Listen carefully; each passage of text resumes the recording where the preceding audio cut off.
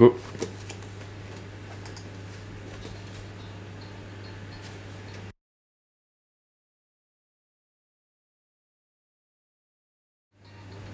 Bonjour et bienvenue dans les bureaux d'Akata. Alors aujourd'hui on est là pour vous parler de Princess Jellyfish, que vous connaissez maintenant sans aucun doute. On va vous en parler d'une manière comme un peu originale, on n'a jamais fait ça disons. C'est plutôt pour vous parler de la manière dont on a travaillé ce livre et surtout les couvertures françaises. Parce que voilà, vous recevez le manga en librairie, vous voyez comme il est fait déjà, mais derrière il y a beaucoup de travail et vous vous en rendez pas forcément toujours compte. Donc en plus sur cette série il y avait pas mal de spécificités, donc c'était intéressant de vous en parler. La première chose, vous le savez peut-être pas, mais quand vous achetez des mangas au Japon, et ben il y a toujours même quasiment des bandeaux dessus. Voilà, vous voyez des bandeaux comme ça. Hop. Alors là c'est Incarnation. Pareil, même chose sur Divine Nanami, sur Fight Girl, et donc sur Princess Jellyfish, ce qui nous intéresse particulièrement. Pourquoi ça nous intéresse? Parce que si on retourne le manga, au dos, vous voyez, il y a un gag, il y a une case en tout cas. Et c'est un gag qui fonctionne en deux temps. Pour voir la conclusion du gag, il faut enlever le bandeau. Et donc voilà, il y a une espèce de décalage. Et quand le japonais va en librairie, voilà, il voit le manga avec le bandeau, il est plastifié donc il ne peut pas le voir. Et pour avoir la conclusion du gag, il doit acheter le manga et enlever le plastique puis le bandeau. Bah voilà, nous on fait pas de bandeau en France parce que ça coûte beaucoup trop cher. Et donc on en fait que très rarement.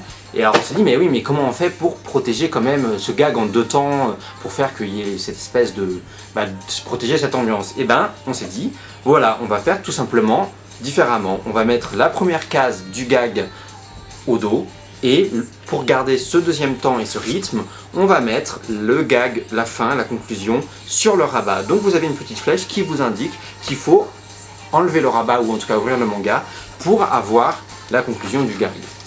Donc vous pourrez voir, c'est comme ça sur tous les volumes. Voilà, là pareil, hop, hop. Et donc voilà, on vous invite à chaque fois regarder la conclusion. Deuxième spécificité dans Princess Jellyfish, et ben vous avez peut-être pas remarqué, mais sur chaque volume en japonais, quelque part caché dans les bulles, il y a la coupe afro de Bamba qui se balade. Bamba, vous savez, la petite otaku de l'histoire. Par exemple, là, hop, elle est cachée juste en bas ici. Sur le volume 7, elle est cachée ici. Et donc bah voilà, pareil, en français, on a toujours caché la coupe afro de Bamba quelque part. Donc pareil, petit jeu, hein, comme ça, à chaque fois, chercher la coupe afro du personnage. Enfin, dernière chose, bah voilà, souvent, comme le dit Natsumi Aida dans Switch Girl tome 15, qui sortira en février en France, qui sera particulièrement consacré aux filles moisies et aux otakettes, et ben la première chose que fait l'otaku en achetant son manga, c'est d'enlever la jaquette pour regarder ce qu'il y a en dessous. Et oui, et oui, et oui. Et donc si vous prenez à fleur de peau 7, vous enlevez sur nos mangas en général.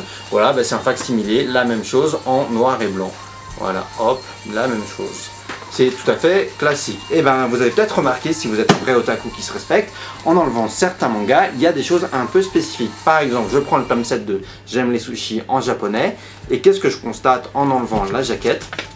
C'est qu'il y a un gag qui est directement relié à ce qui se passe en couverture.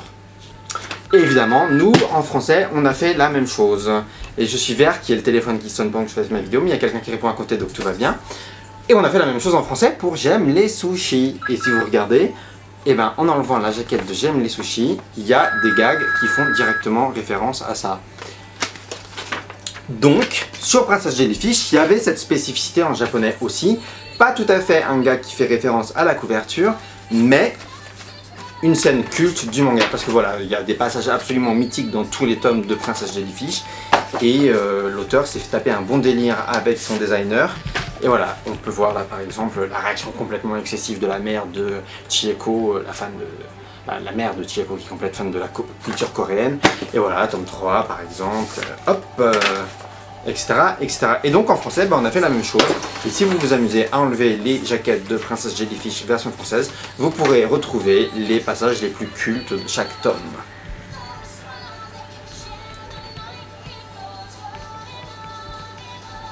C'est fini, hein.